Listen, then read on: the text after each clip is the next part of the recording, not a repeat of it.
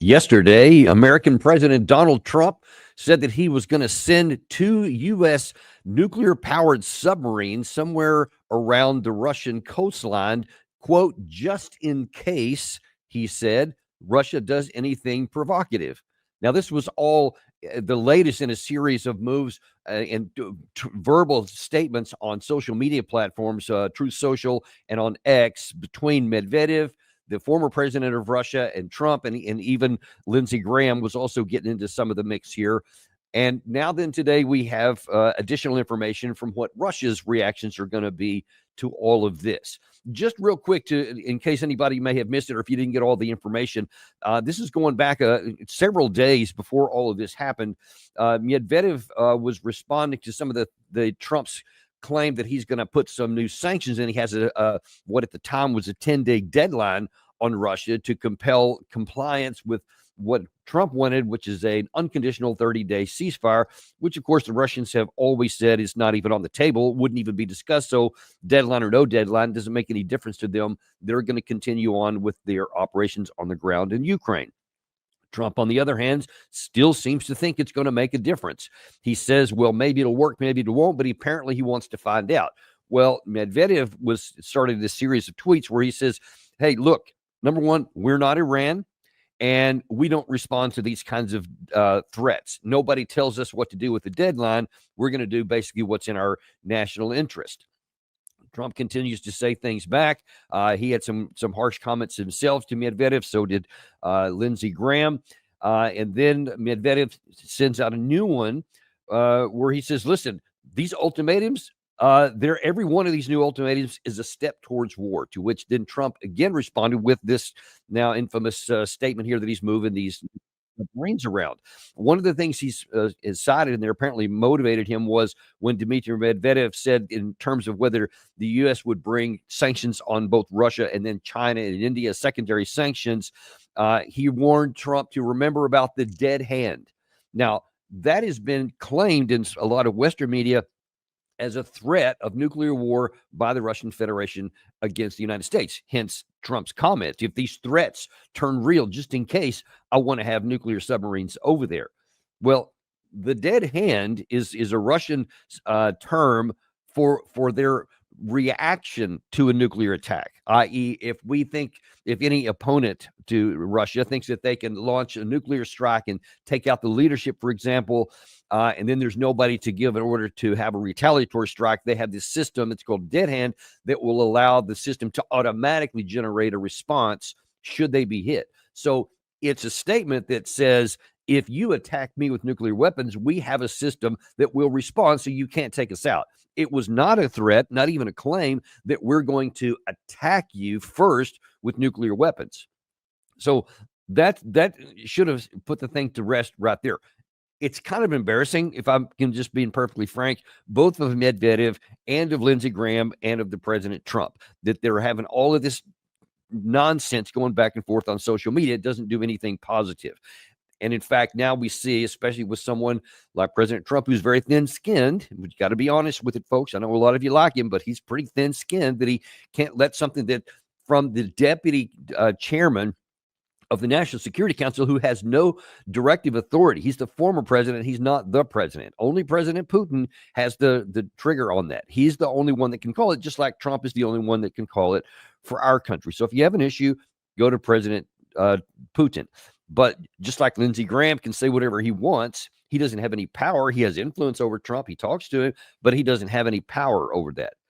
So none of this needed to have happened, but now here we are.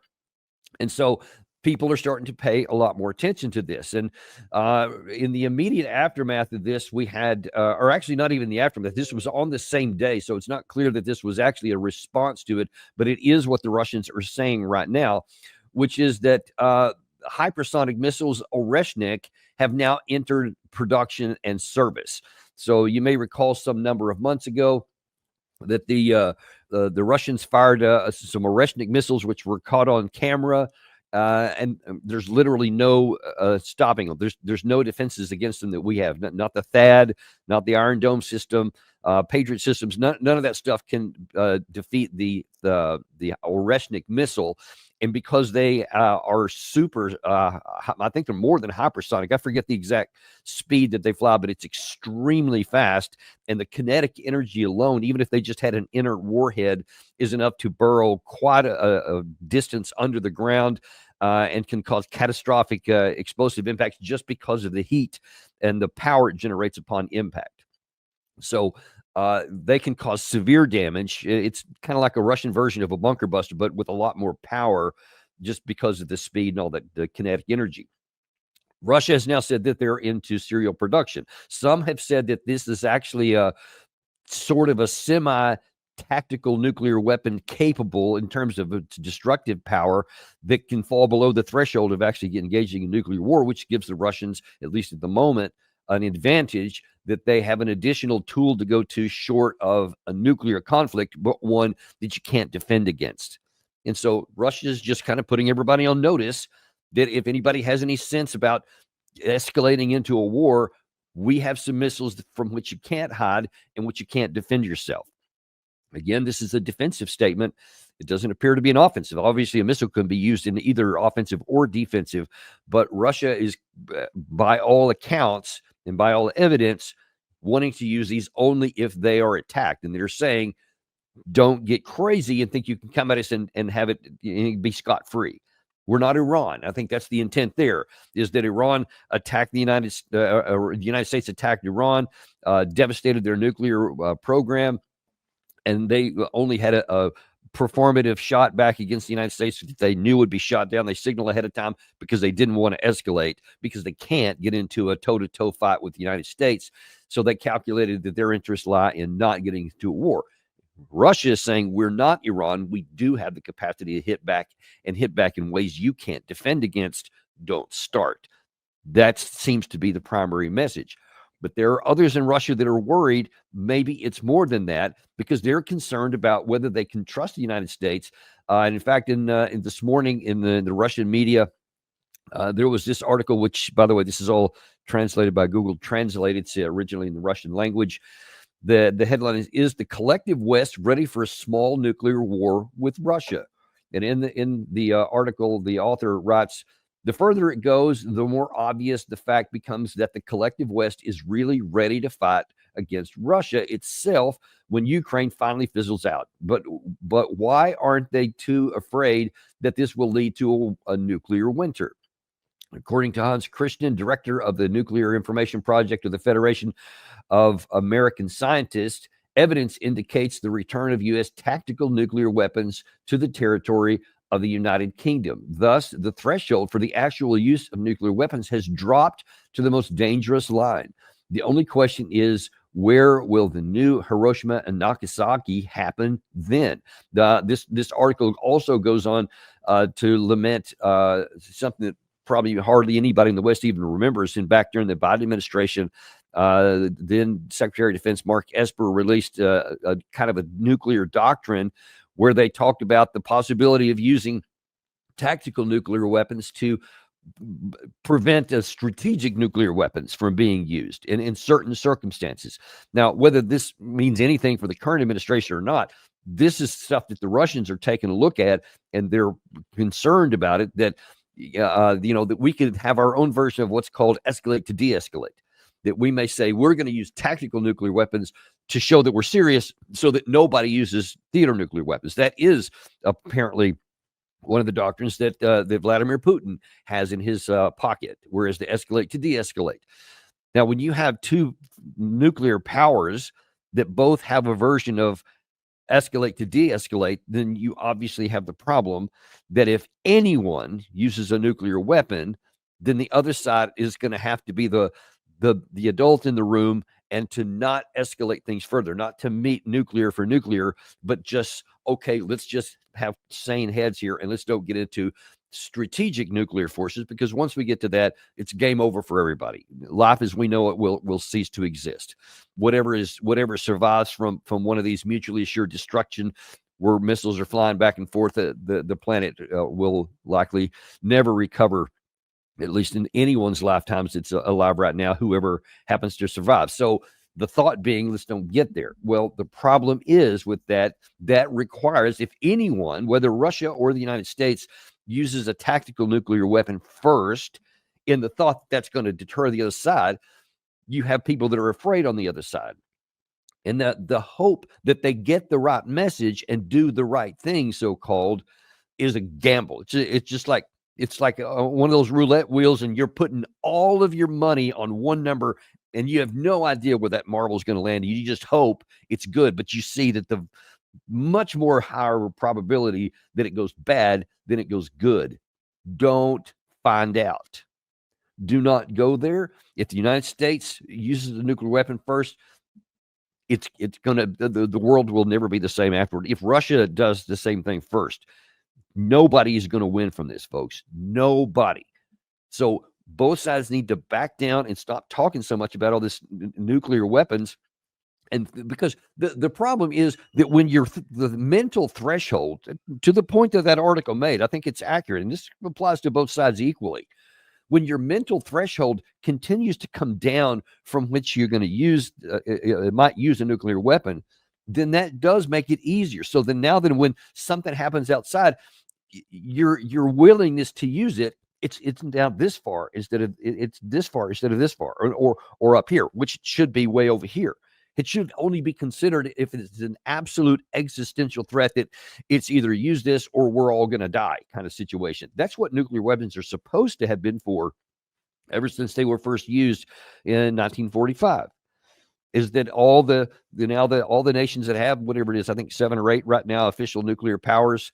The idea is that you only use them for an existential threat, and that's why there's been a lot less interstate conflict between the major powers, because they both know that their nuclear weapons exist so that they are deterring themselves from having that kind of conflict. Well, we're obviously with this proxy war where we're using Ukraine as the cudgel against Russia, and all of NATO is helping Ukraine fight against Russia without having their own troops. We're just right up to the edge of it anyway. And the concern is that if we keep talking this way, we keep moving weapons around here. Russia's done the same thing too, by the way.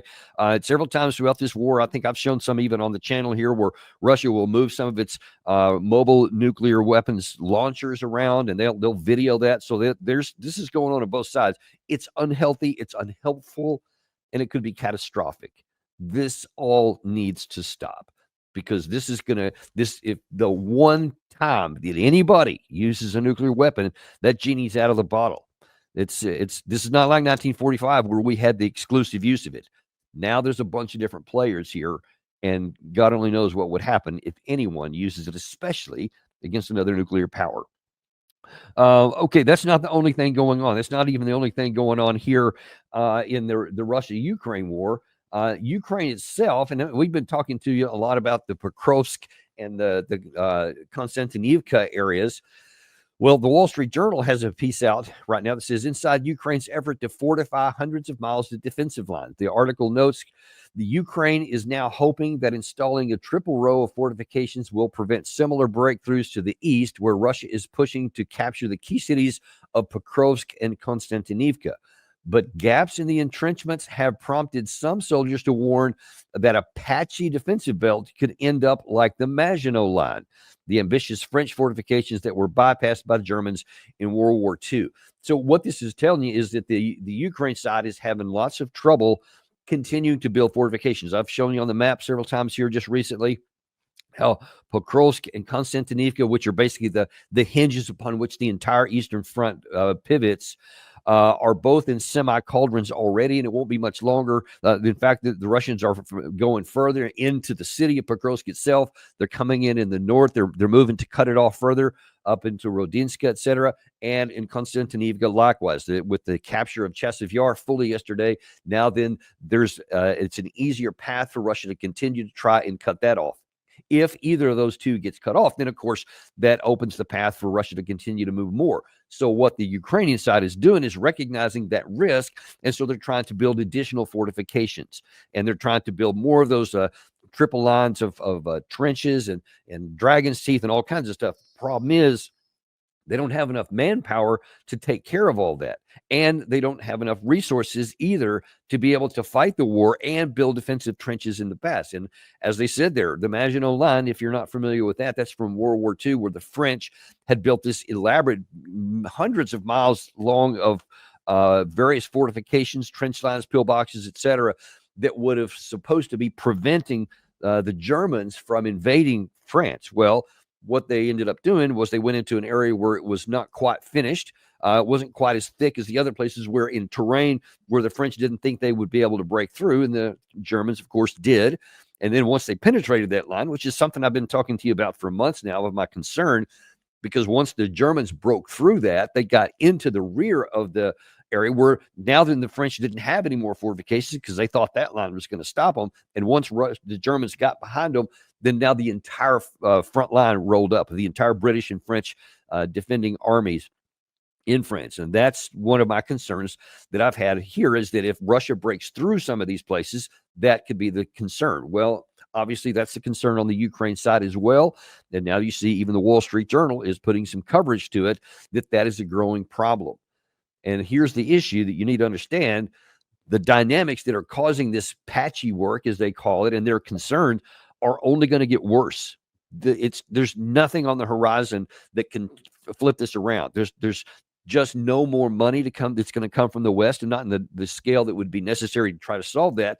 But even if the money were to somehow be manufactured, Ukraine doesn't have the manpower, because consider they have to be able to have manpower behind the front lines building these fortifications. And of course, Russia is aware of this. So they're trying to use long range fires to interdict that in any case.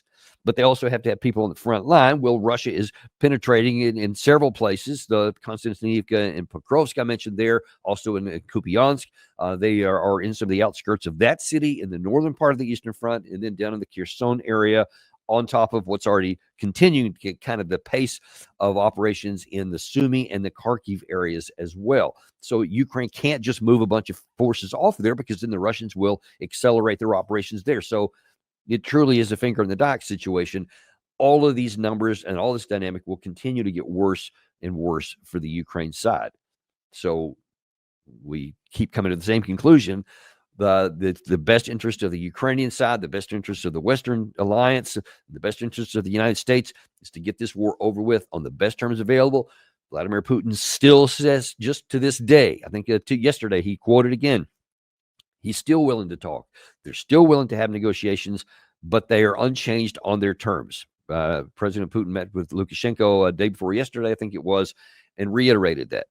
The door is still open for negotiations, but every time you bypass that door, the next time it comes up, the conditions get worse.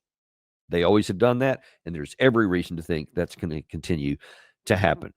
Also related in terms of the war over there is this deadline that I mentioned that's coming up on August 8th. And central in that, which was referred to by Dmitry Medvedev in his tirade back against Trump, is the tariffs on China and India. And maybe India is the bigger piece here, because India is not aligned with Russia, but they're not aligned with us either.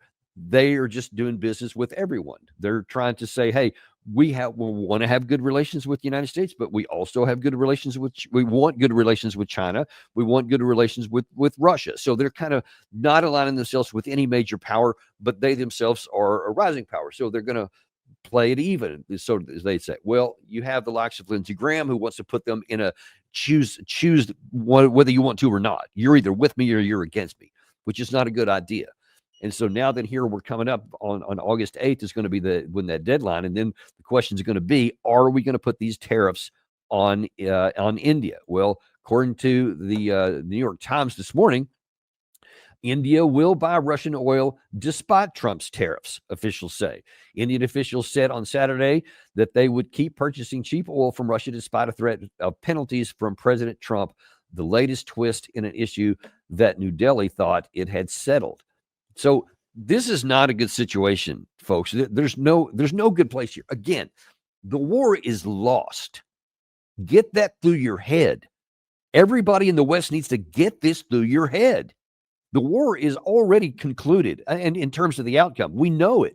Russia won, the Ukraine side lost, and all of our support. We weren't able to stop it. It's just too late already. The conditions and the fundamentals that go into war making are irrevocably on the Russian side. You can't reverse it in our lifetimes. It's going to take a generation after the war is over.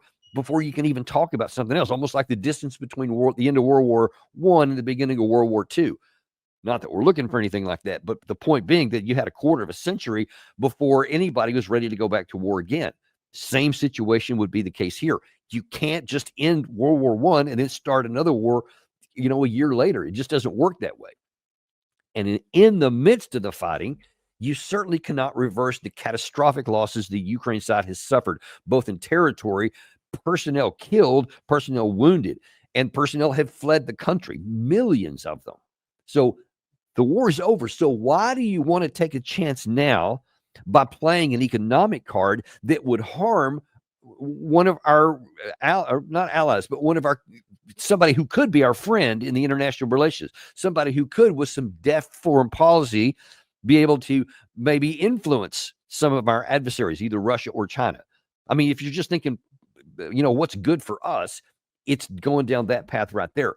The last thing we should do is to make an entity like India, a country like India, that could be, if we're, it's a win-win situation where we're saying, hey, we can mutually benefit from something. Why don't you help us out with some of these difficulties here where we have less influence with the Russia or China? That's what we should be doing. But instead, we're literally putting them in a position, if we follow through with this on the 8th of August, to put them in a position where it's like, hey, choose us or them. And they may say, okay, if you're going to force me, I'm choosing them, because I think that's where my future lies. You are hoping, again, almost like this roulette table, that the pressure and the trying to compel somebody's actions against their national interest for our national interest is going to work. I think it's pretty unlikely that's going to work, and that is going to worsen the situation. And why would you take the risk of something like that when it wouldn't matter anyway? If you succeeded, if you got India to stop buying Russian oil, that's not going to end the war. That's not going to cause Russia to agree to a 30-day unconditional ceasefire. That will never happen unless there's some other dramatic change on the battlefield, but not because of finances. Russia will find a way around that, like they always have. They will make sacrifices. They will make cuts. They will do whatever they need to do. They have the natural resources on their own to continue fighting, no matter what. So it is beyond foolish to even think about having this rupture in American-Indian relations, which could only harm our own economy and our own international standing. Just don't do it.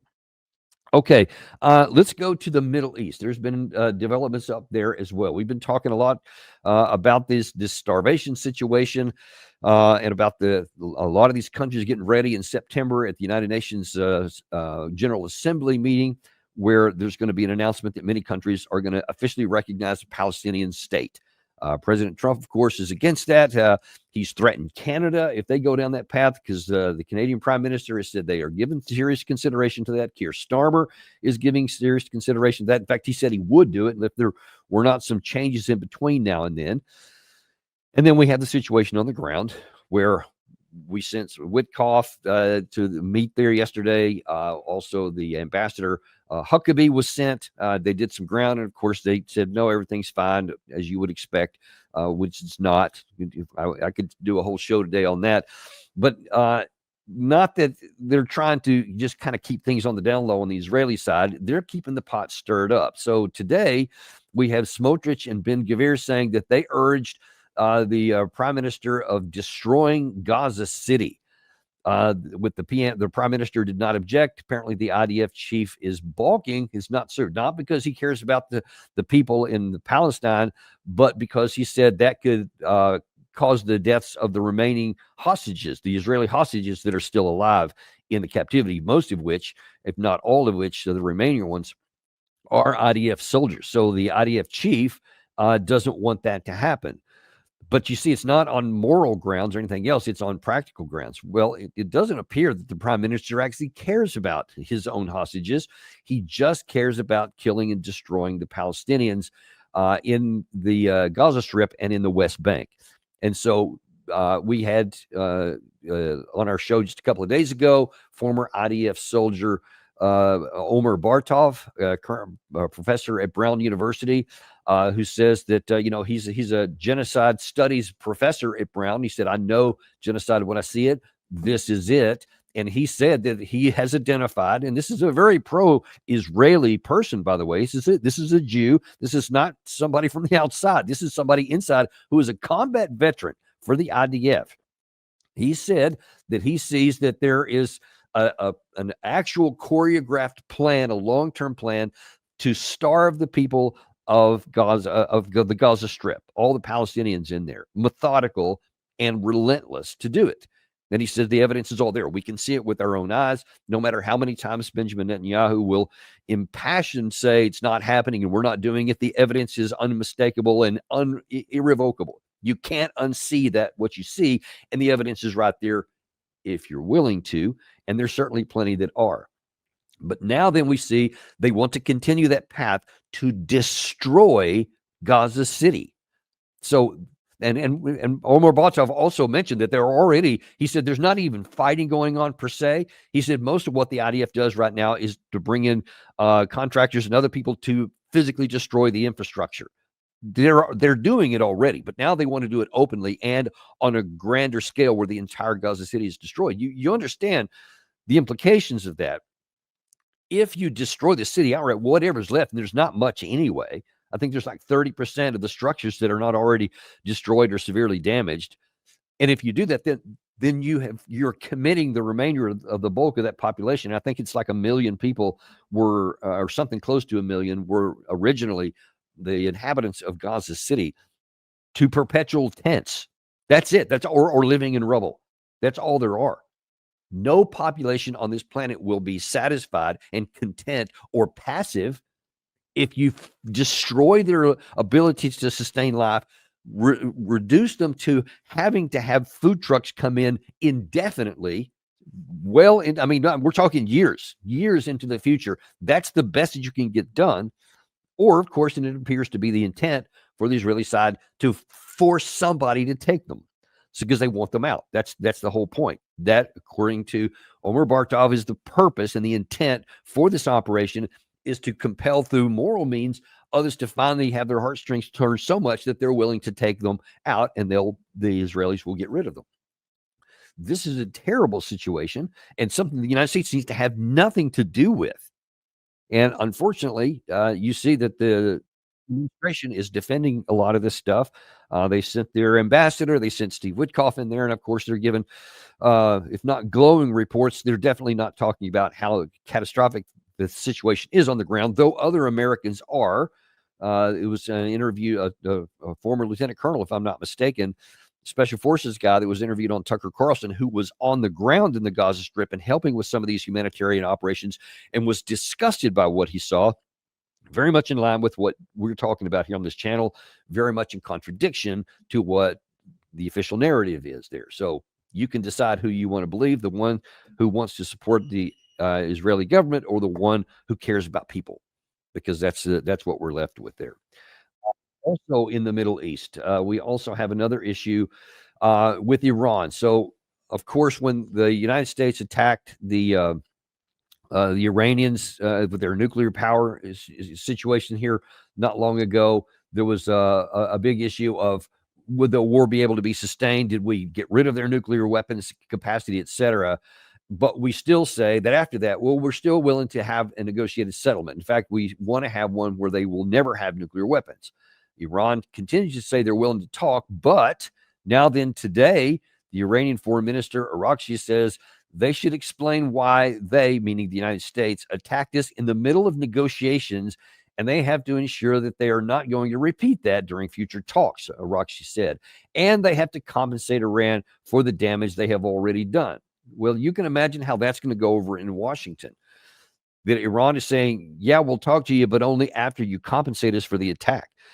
Now, of course, we're the big power here, so we're not going to do it. We're not going to do what they say. Certainly would never submit to doing anything Iran says, but you got to look at it from Iran's perspective and from the perspective of many other people around the world. What he's saying is not unreasonable. We were in negotiations with Iran at the time. There had already been several rounds of direct talks between Iran and the United States. There were additional talks that were planned for the Saturday following the time when we actually attacked, after previously saying that we were going to wait a couple of weeks before we decided what to do. We were going to have some meetings that Saturday, and then the middle of the week, we launched this attack.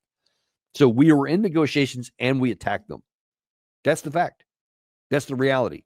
Whether anybody likes that, whether it sounds unsavory, doesn't matter. That's what happened.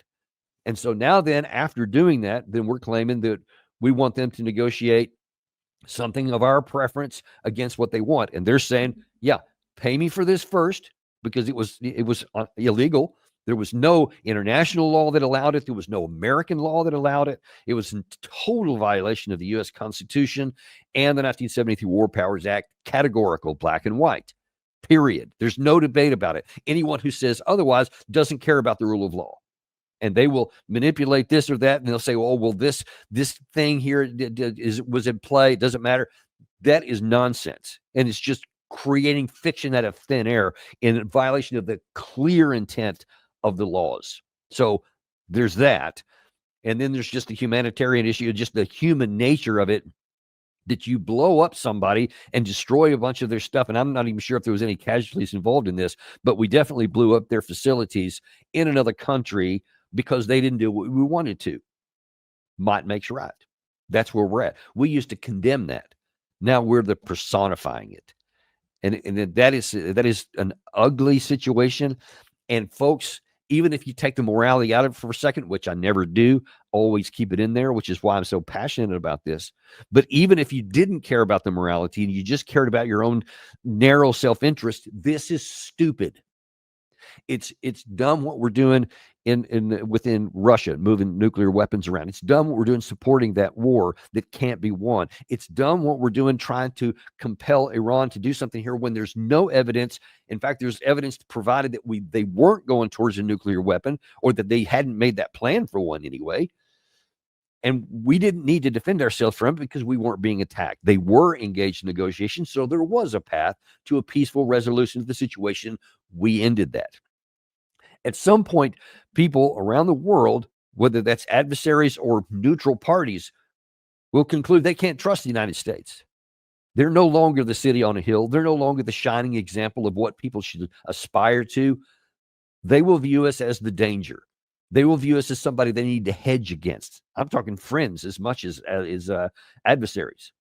That's where we're headed. And that when people are afraid of you enough, sometimes in desperation, they will take action against you that they otherwise would never have taken. And this arrogant idea that, well, we have to be the biggest guy on the block and we have to be big and strong so that everyone will cower under us ignores human nature and ignores centuries of history where people do the opposite.